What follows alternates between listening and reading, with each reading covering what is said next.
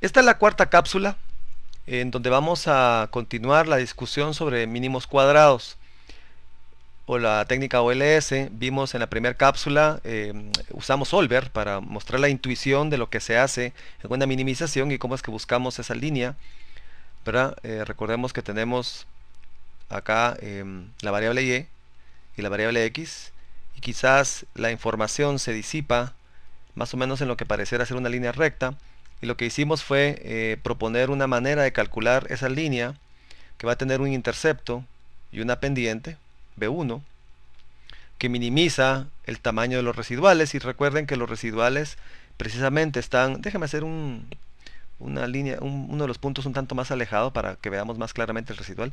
El residual es esta diferencia que estoy marcando acá en pantalla, ¿verdad? Es esta diferencia, ese sería el residual.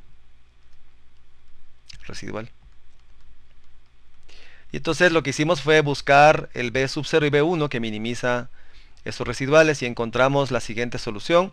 Encontramos que la pendiente se puede estimar utilizando la función covarianza entre las dos variables, dividido la varianza. Esa es la ecuación que vimos en la anterior cápsula.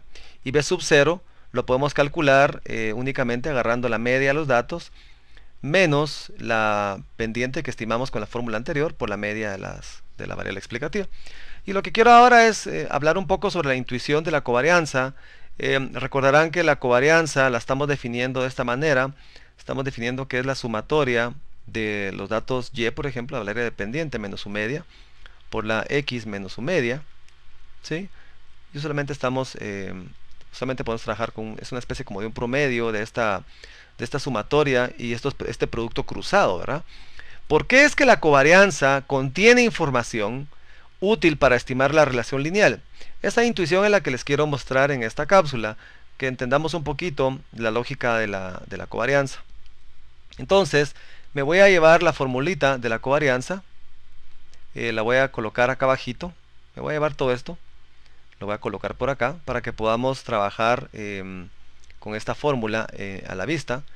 Y veamos, voy a hacer una gráfica que me va a permitir entender la lógica de todo esto. Ahí está la formulita, ¿verdad? Ya la moví. Y entonces vamos a trabajar. Déjeme hacer la gráfica primero.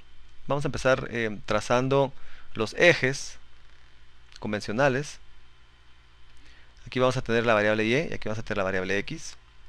Y asumamos primero que es una línea perfecta. En otras palabras, los datos se van a alinear a lo largo de una línea recta perfecta. No hay ruido, no hay volatilidad, no hay error en esta data, lo cual me va a permitir hacer una línea de este tipo a través de los datos. Es decir, no hay residuales. El temblor de mi pulso no son residuales. Asuman que es una línea perfecta. Entonces, vamos a hacer unos cuadrantes, porque vean que la información de la covarianza tiene un producto de la y menos su media y también tiene la x menos su media. Pongamos esos valores. ¿Dónde va a estar la media de los datos? En el caso de la y, la media va a andar más o menos por acá. La voy a escribir ahorita en verde. Ahí anda la media. Y vamos a escribir la media de la x. La voy a poner ahora en azul. Y va más o menos, supongamos que va a andar más o menos por aquí. Por aquí va a andar más o menos. Ahí está la media, ¿verdad? Y entonces, ¿qué tenemos en el cuadrante? ¿Qué tenemos en este cuadrante? Déjenme ponerlo en verde. Observen que si le llamamos a este el cuadrante 1, cuadrante 2, a este cuadrante 3 y cuadrante 4, ¿qué tenemos en el cuadrante 2? En el cuadrante 2 vamos a tener esta diferencia. Vamos a tener la data real menos su media. Y notemos que acá esta diferencia va a ser mayor que 0, es decir, es positiva, porque los y's están por encima de o sea, las variables individuales y para cada elemento de la muestra están por arriba de la media, ¿verdad? Entonces esto es positivo, ¿sí? Y observemos que acá, ¿verdad? De este lado, vamos a tener, si nos colocáramos de este lado, vamos a tener que la y menos su media va a ser menor que 0. Porque en este lado, en el cuadrante 4, tenemos, obviamente, la y está por debajo de su media. Tal vez déjenme circular los cuadrantes para que no se me confundan con el resto. Bien, entonces de este lado esta diferencia es positiva y acá en el cuadrante 4 la diferencia es negativa. Pero observemos ahora qué pasa con la X. La X la voy a poner ahora en azul. La X, en este caso tenemos que la diferencia entre los datos reales y su media también son mayor que 0. También son mayor que 0. Y lo mismo de este lado, los valores X menos su media también son menores que 0 en este caso del cuadrante 4. Bien, entonces, ¿qué pasa? Observen que todos los puntos que caen en el cuadrante 2, el producto de estos dos puntos, el producto de estos dos va a ser positivo. Porque positivo por positivo da positivo, ¿verdad? Y el producto de estos dos, acá, los dos son negativos. Y el producto de dos negativos, ¿verdad?, me da también positivo. Entonces, ¿qué sucede? Observen que los elementos del cuadrante 2 y 4, ¿verdad?, le aportan a la covarianza. En otras palabras, conforme sube, ¿verdad?, conforme sube el contenido lineal, en este caso, el cuadrante 2 y 4, va a hacer que la covarianza se haga cada vez más grande. Conforme más puntos van cayendo, ¿verdad?, a lo largo de la línea recta, perfecta en este caso, ¿verdad?, es evidente que la covarianza se va a hacer cada vez más grande. Entonces miren qué interesante, esta forma de definir la covarianza captura una correlación lineal, una relación lineal entre los datos. ¿Qué pasa ahora? Contrastemos eso contra una situación en donde tenemos datos que son no una línea perfecta. Entonces, por ejemplo, si ahora contrastamos eso contra datos que no son una línea perfecta, volvemos a hacer lo mismo. Ahora supongamos que la información que tengo ya no es una línea, que es más parecido a la realidad, ¿verdad?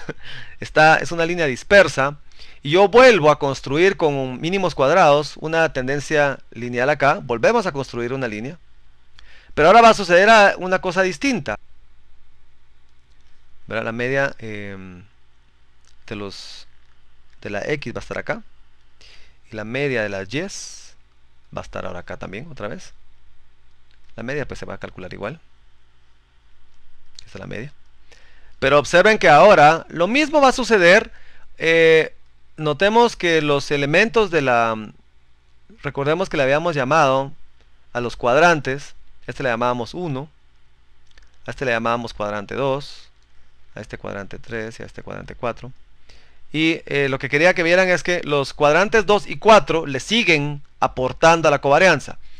En términos de la covarianza, voy a volver a escribir la fórmula para que la tengamos presente, para no tener que estar moviendo hacia arriba. Perdón, aquí es la media, ¿verdad?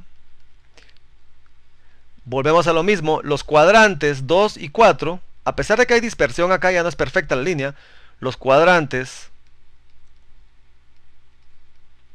2 y 4 le aportan a la sumatoria.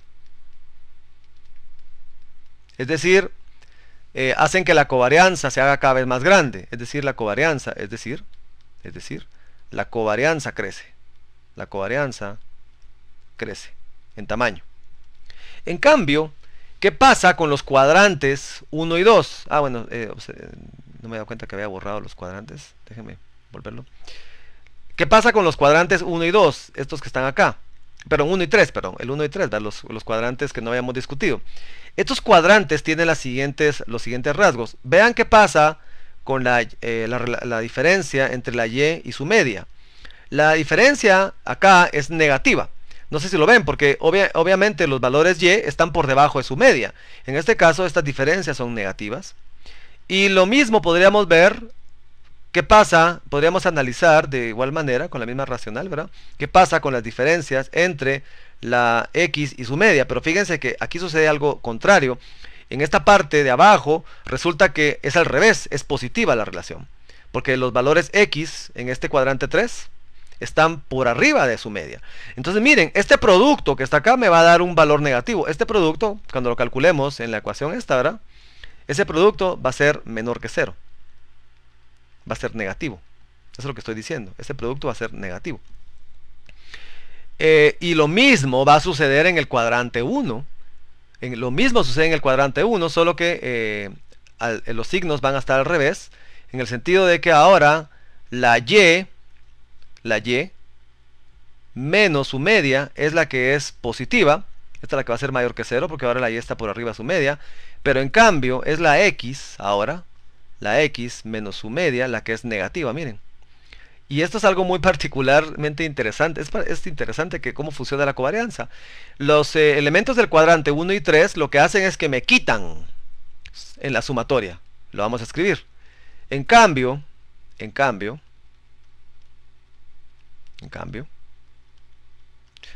los productos cruzados,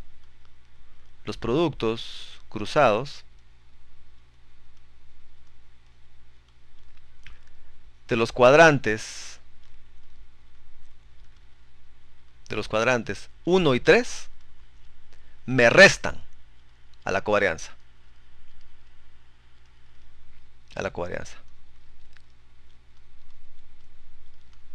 Entonces, el mensaje es, mientras más dispersos estén los valores, mientras más difusa sea la relación entre la variable y la variable x, ¿verdad?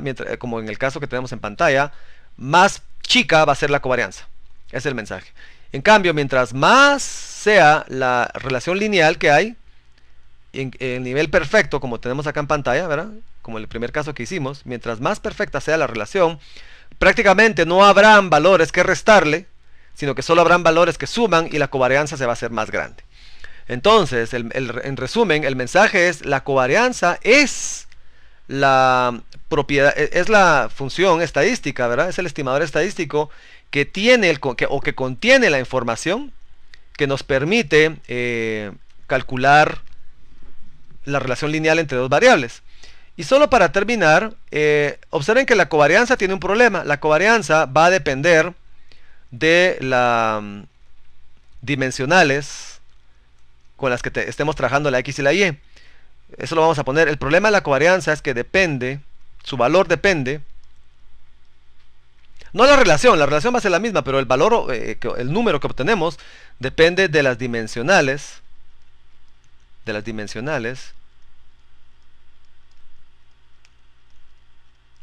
de x y y. ¿Qué quiere decir eso? Por ejemplo, si nosotros tuviéramos acá una relación lineal, estuviéramos probando este modelo, entre la altura de la persona y el peso de la persona, por ejemplo, la variable y es el peso, y resulta que el peso lo tenemos en kilos y la altura la tenemos en metros, lo que va a suceder es que esto me va a dar una covarianza en particular, me va a dar un valor 1. En cambio, si yo trabajara lo mismo, pero utilizando, en vez de la altura medida en metros, lo midiéramos en pies, por ejemplo, y el peso lo midiéramos en libras, resulta que la covarianza va a ser otro valor. Estos dos valores no van a ser iguales. Y eso es un problema. Eso es un problema porque va a ser difícil contrastar. Obviamente la relación lineal no va a depender de cómo estoy midiendo los valores. Es solo que el valor en sí, la magnitud de la covarianza, depende de los dimensionales. Entonces, para arreglar ese problema, se propone el coeficiente el R, el coeficiente de correlación. Y básicamente ese es el viejo amigo que han visto también en otras clases, ¿verdad? Lo que vamos a hacer es que vamos a definir R entre x y y como la covarianza de x y y, que es la que contiene la información de la relación lineal, entre la desviación estándar de x, ¿verdad? Y la desviación estándar de y. Y fíjense que al hacer esto es un producto, ¿verdad? Al hacer esto, obtenemos, esto se estandariza a la covarianza de tal forma que siempre va a estar oscilando entre menos 1, pasando por 0 y más 1. Cuando la relación es positiva y perfecta, vamos a estar en más 1. Cuando no hay relación, no hay covarianza, ¿verdad? No hay relación entre las dos variables, vamos a estar en 0. Y cuando la relación es negativa o inversamente proporcional, entonces el R va a moverse hasta menos 1. Pero tal vez quería terminar esta cápsula haciéndoles ver que el R realmente depende.